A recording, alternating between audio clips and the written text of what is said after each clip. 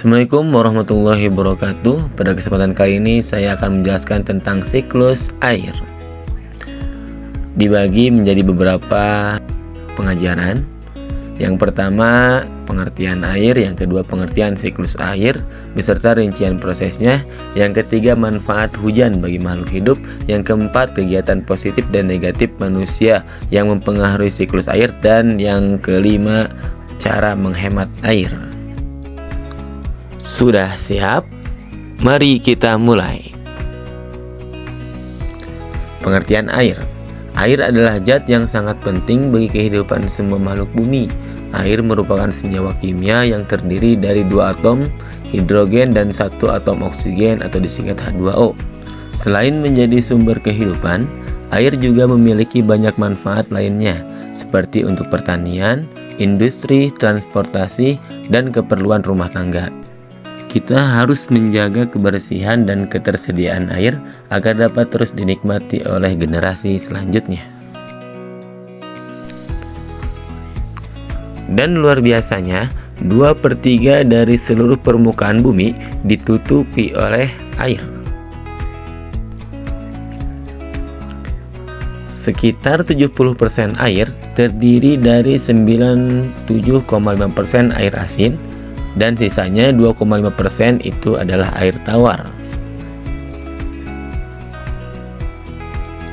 Dan dari 2,5% air tawar terdiri dari salah satunya air danau, air kutub, air sungai, dan juga air yang diserap oleh tanah.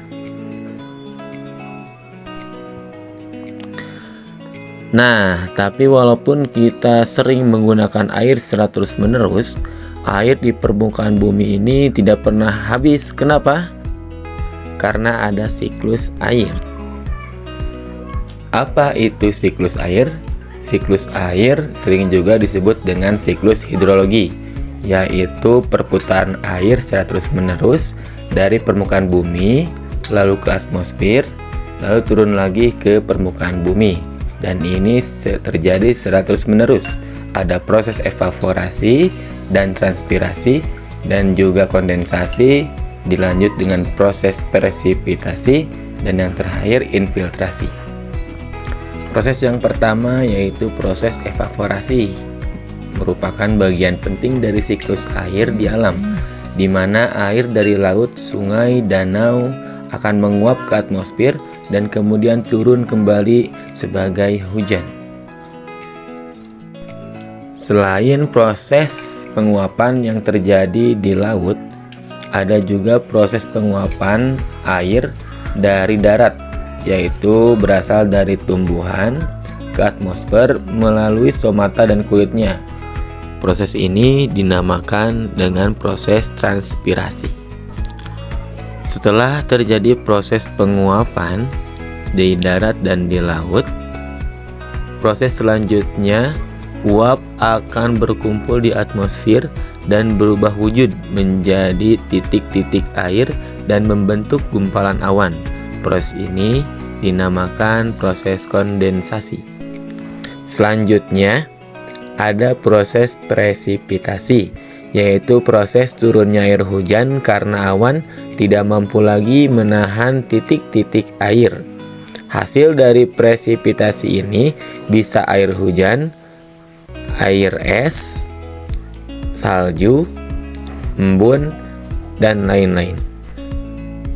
Selanjutnya ada proses infiltrasi, yaitu proses meresapnya air hujan ke dalam tanah.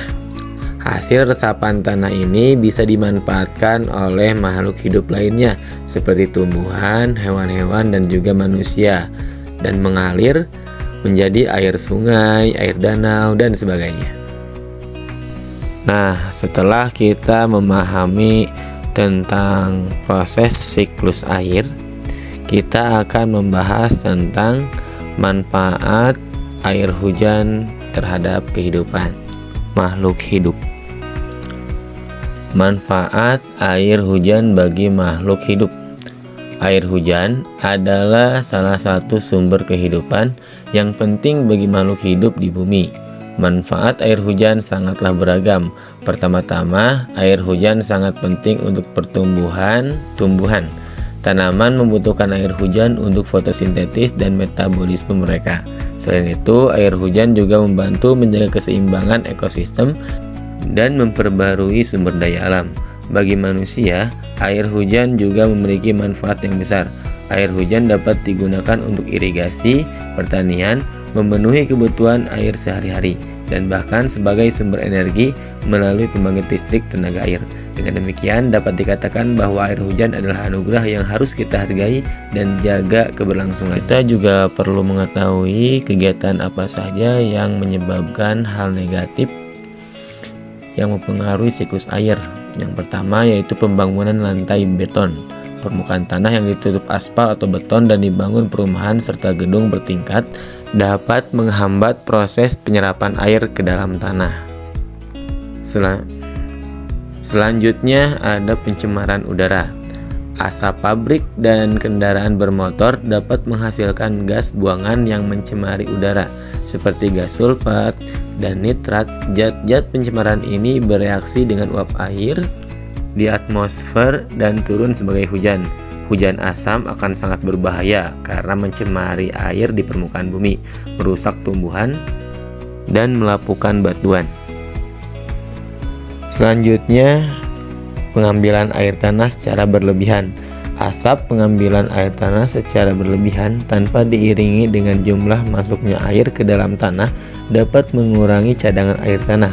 Hal itu juga dapat berakibat menurunnya permukaan tanah. Yang keempat ada pengundulan hutan yang menyebabkan berkurangnya jumlah pohon sehingga jumlah air yang tersimpan di tanah juga berkurang.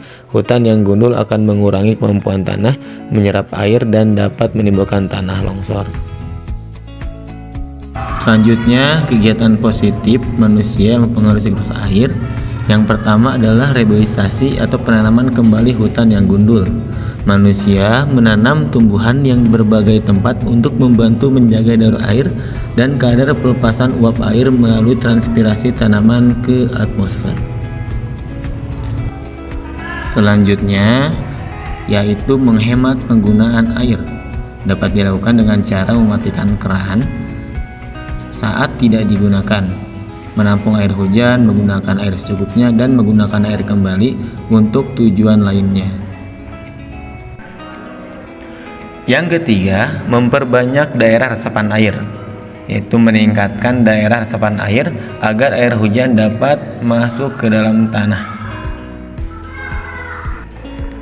Selanjutnya, mencegah pencemaran air dengan tidak membuang sampah atau limbah sembarangan, mencegah masuknya polutan ke dalam daur air, dan menjaga keseimbangan siklus air.